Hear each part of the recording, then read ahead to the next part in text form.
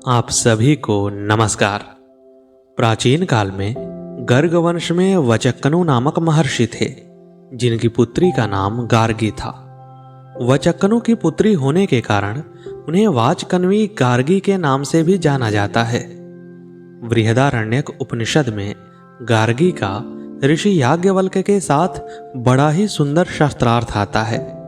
इस कथा के अनुसार एक बार मिथिला के राजा महाराज जनक ने श्रेष्ठ ब्रह्मज्ञानी की परीक्षा लेने के लिए एक सभा का आयोजन किया। राजा जनक ने उस सभा को संबोधित करते हुए कहा, हे महाज्ञानी जनों, मैं आपका आतिथ्य सत्कार करते हुए अपने आप को बहुत ही सौभाग्यशाली अनुभव कर रहा हूँ। सचमुच यह मेरा सौभाग्य है कि आपके चरण कमल मेरे राज दरबार में पड़े हैं। मैंने यहाँ पर कुछ गायों को रखा है, जिनके सींगों पर सोने की मुहरें जड़ी गई हैं। आप में से जो श्रेष्ठ ब्रह्म ज्ञानी हो, वह इन स्वर्ण जड़ित सब गायों को ले जा सकता है। राजा जनक अपने आप में स्वयं परम विद्वान थे। वह अपने राज दरबार में अनेक गूढ़ प्रश्नों और विषयों के शास्त्रार्थ कराए जाने के लिए जाने जाते थे। आज उन्होंने बड़ा गंभीर प्रश्न सभी ब्रह्मज्ञानियों के समक्ष छोड़ दिया था कि आप में से जो सबसे श्रेष्ठ ब्रह्मज्ञानी हो, वह इन स्वर्ण जड़ित गायों को यहां से ले जा सकता है। राजा के इस गंभीर प्रश्न को सुनकर सभी ब्रह्मज्ञानी अतिथियों में से किसी का भी यह साहस नहीं हुआ कि वह स्वयं को सबसे श्रेष्ठ ब्रह्मज्ञानी माने और उन स्वर्ण जड़ित गायों को वहां से लेकर चल दे। क्योंकि यदि कोई स्वयं से यह कह दे कि मैं ब्रह्मज्ञानी हूं, तो यह उसका अहंकार होगा, और एक ब्रह्मज्ञानी में अहंकार नाम की वस्तु को नहीं पाया जाता है। इसलिए सबसे बड़ी दुविधा यही थी कि कोई उठकर यह स्वीकारे कि मैं ब्रह्मज्ञानी हूं, और इस तरह सभी विद्वान चुप हो रहे थे। जब किसी विद्वानों ने कुछ भी नहीं कहा, तो वहां पर उपस्थित ऋषि याज्ञवल्क्य ने अपने शिष्यों से कहा, हे शिष्यों, इन गायों को हमारे आश्रम की ओर हाँक ले चलो। इतना सुनते ही सब ऋषि याज्ञवल्क्य से शास्त्रार्थ करने लगे, और याज्ञवल्क्य का आशय भी यही था कि शास्त्रार्थ प्रारंभ तो हो। याज्ञवल्क्य ने सबके प्रश्नों का यथाविधि उत्तर दिया। उस सभा में ब्रह्मवादिनी गार्गी भी उपस्थित थी। याज्ञवल्क्य ने वहां पर उपस्थित सभी ब्रह्मज्ञानी ऋषियों के गूढ़ प्रश्नों का सटीक उत्तर देकर उन्हें निरुत्तर कर दिया। जब किसी के पास कोई प्रश्न नहीं बचा, तब उनसे शास्त्रार्थ करने के लिए गार्गी सामने आई। वह नहीं चाहती थी कि ऋषि याज्ञवल्क्य अपनी श्रेष्ठता सिद्ध किए बिना उन गायों को वहां से लेकर चले जाएं। गार्गी ने ऋषि याज्ञवल्क्य से पूछा, हे ऋषिवर, क्या आप अपने आप को सबसे बड़ा ब्रह्मज्ञानी मानते हैं? इस पर ऋषि याज्ञवल्क्य बोले, हे देवी, मैं स्वयं को ज्ञानी नहीं मानता, परंतु इन गायों को देखकर मेरे मन में मोह उत्पन्न हो गया है। एक ऋषि के मुंह से मोह जैसे शब्द को सुनकर गार्गी को मानो अपने शास्त्रार्थ को आगे बढ़ाने का एक उचित कारण और माध्यम मिल गया। वैसे महर्षि याज्ञवल्क्य ने भी मोह जैसे शब्द को वहां जानबूझकर ही व्यक्त किया था, क्योंकि वह भी यही चाहते थे कि उनसे कोई चर्चा करे, और चर्चा या शास्त्रार्थ प्रारंभ करने के लिए कोई ऐसी बात होनी ही चाहिए जो शास्त्रार्थ को आगे बढ़ाने का माध्यम बने। एक ऋषि के मुंह से मोह जैसा शब्द सुनकर गार्गी ने ऋषि को चुनौती दी। तब उन्होंने महर्षि याज्ञवल्क्य पर और भी करारा प्रहार करते हुए और अपने प्रश्न को धार देते हुए कहा, आपको मोह हुआ, यह उपहार प्राप्त करने के लिए योग्य कारण नहीं है। ऋषिवर, ऐसे में तो आपको यह सिद्ध करना ही होगा कि आप इस उपहार के योग्य हैं। यदि सर्वसम्मति हो तो मैं आपसे कुछ प्रश्न पूछना चाहूंगी। यदि आप इनके संतोषजनक उत्तर प्रस्तुत करेंगे तो ही आप इस पुरस्कार के अधिकारी होंगे। ऋषि याज्ञवल्क्य ने विदुषी गार्गी को स्वयं से प्रश्न पूछने की अनुमति प्रदान की। तब विदुषी गार्गी ने ऋषि याज्ञवल्क्य से बड़ा सरल सा प्रश्न पूछ लिया कि हे ऋषिवर, जल में हर पदार्थ बड़ी सरलता से घुल मिल जाता है, परंतु मैं आपसे पूछना चाहती हूं कि यह जल किसमें जाकर मिल जाता है। तब ऋषि याज्ञवल्क्य ने गार्गी के इस प्रश्न का वैज्ञानिक और तार्किक उत्तर देते हुए कहा कि जल अंततः वायु में ओतप्रोत हो जाता है। हम देखते हैं कि समुद्र से अतुलित जल मानसूनी प्रक्रिया के अंतर्गत वायु में मिल ही जाता है। इसके पश्चात गार्गी का अगला प्रश्न था कि वायु किस में जाकर मिल जाती है। इस पर ऋषि याज्ञवल्क्य ने उत्तर दिया कि वायु अंतरिक्ष लोक में जाकर मिल जाती है। अब गार्गी ऋषि याज्ञवल्क्य के हर उत्तर को प्रश्न में परिवर्तित करती चली जा रही थी। इस प्रकार गंधर्वलोक, आदित्यलोक, चंद्रलोक, नक्षत्रलोक, देवलोक, इंद्रलोक, प्रजापति लोक और ब्रह्मलोक तक जा पहुंची और अंत में गार्गी ने पुनः वही प्रश्न पूछ लिया कि यह ब्रह्मलोक किस में जाकर मिल जाता है। शास्त्रार्थ बहुत ऊंचाई पर पहुंच गया था। एक विदुषी महिला ने ब्रह्मज्ञानी याज्ञवल्क्य को हिलाकर रख दिया। ऋषि याज्ञवल्क्य यह तो चाहते थे कि उन्हें कोई चुनौती दे और यहाँ पर शस्त्रार्थ हो, पर उन्हें यह पता नहीं था कि यहाँ पर गार्गी जैसी संस्कारों से सशक्त विदुषी महिला उन्हें इतना झकझोर कर रख देगी। गार्गी ने चाहे जितने भी प्रश्न ऋषि याज्ञवल्क्य से पूछे, उन सबके पूछने के पीछे कारण यही था कि वह याज्ञवल्क्य ऋषि की सर्वोत्कृष्टता को, सर्वश्रेष्ठता को सिद्ध कर देना चाहती थी। वह नहीं चाहती थी कि ऋषि याज्ञवल्क्य के बारे में कल को कोई यह कहे कि वह गायों के सींगों के ऊपर लगे स्वर्ण के मोह में आकर गायों को ले गए।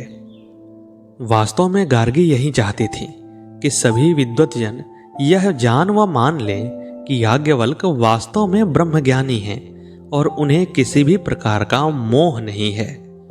ब्रह्मज्ञानी होने के कारण ही उनका गायों पर अधिकार बनता है, परंतु इस अधिकार से पहले परीक्षा को वह हर स्थिति में आवश्यक मानती थीं। गार्गी यह भी नहीं चाहती थीं कि किसी ऋषि के मन में यह बात रह जाए कि वह संकोचवश ऋषि याज्ञवल्क्य का सामना नहीं कर पाए, अन्यथा वह उन्हें शास्त्रार्थ में पराजित कर सकते थे। गार्गी इस समय प्रत्येक प्रकार के संदेह और शंका का निवारण कर देना चाहती थी। वह चाहती थी कि आज जब राजा जनक ने ऋषियों की इस पवित्र सभा में वास्तविक ब्रह्मज्ञानी होने के प्रश्न को यहाँ पर उछाल ही दिया है, तो ऋषि याज्ञवल्क्य निर्विवाद सच्चे ब्रह्मज्ञानी सिद्ध हो जाएं।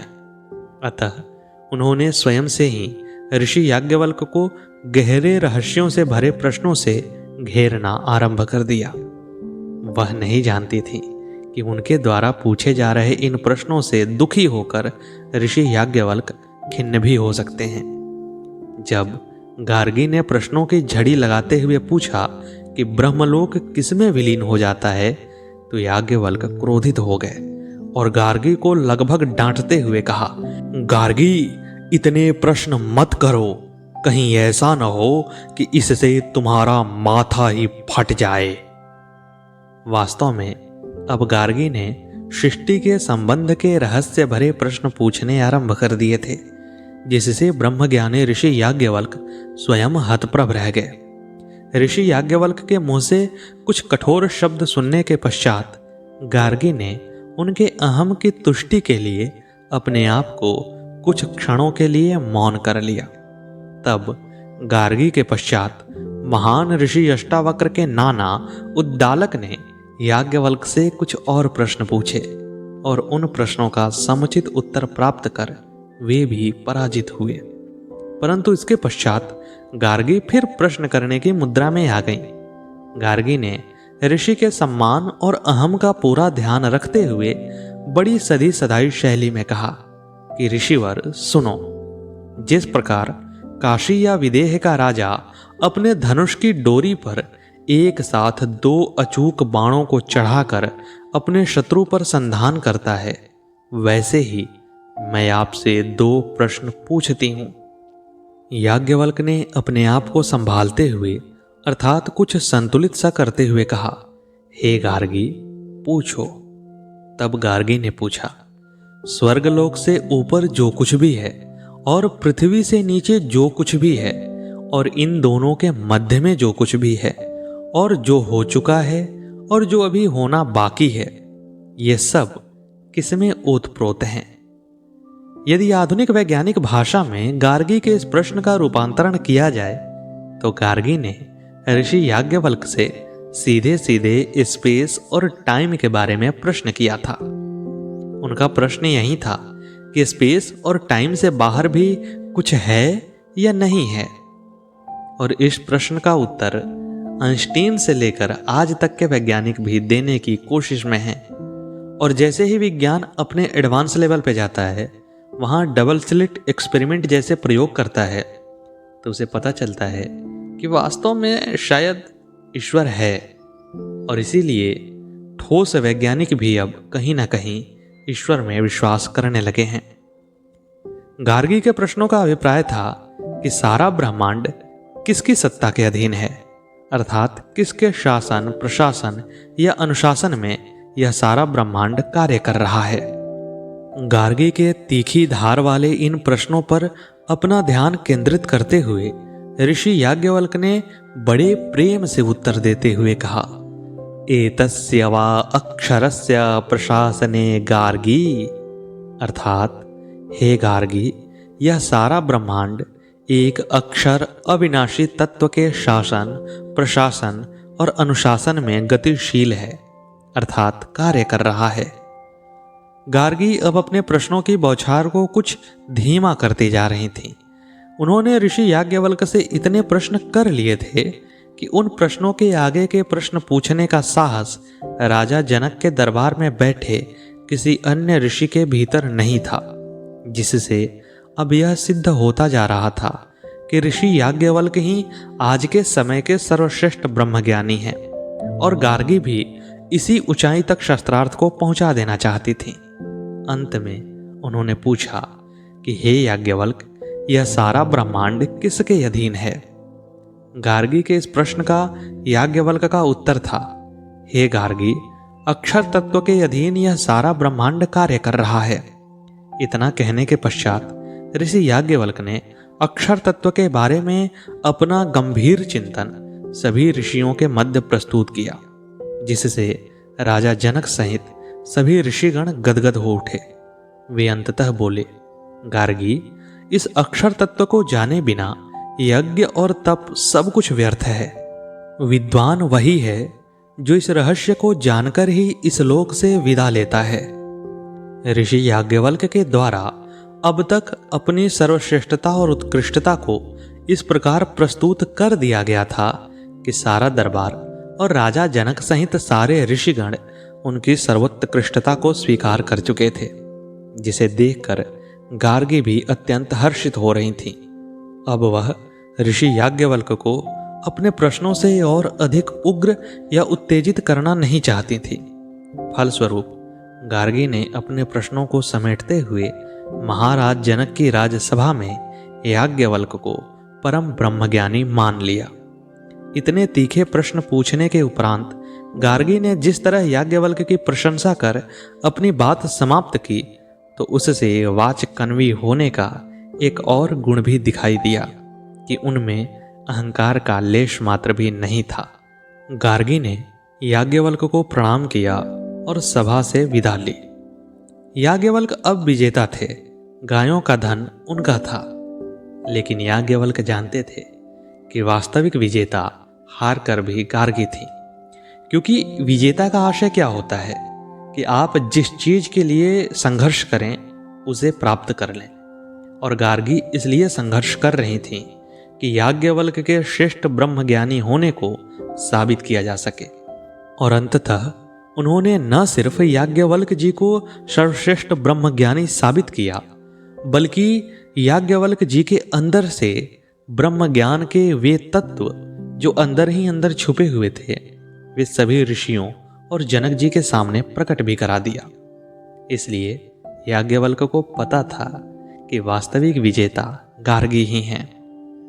याज्ञवल्क ने नम्रता से राजा जनक से कहा, राजन, यह धन प्राप्त कर मेरा मोह नष्ट हुआ है।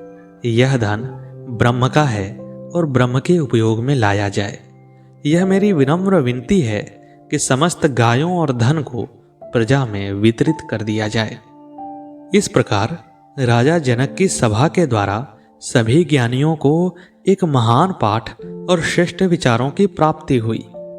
सचमुच सनातन राष्ट्र भारत की सनातन परंपरा में गार्गी जैसी महान विदुषी नारियों का होना हम सब के लिए गर्व और गौरव का विषय है।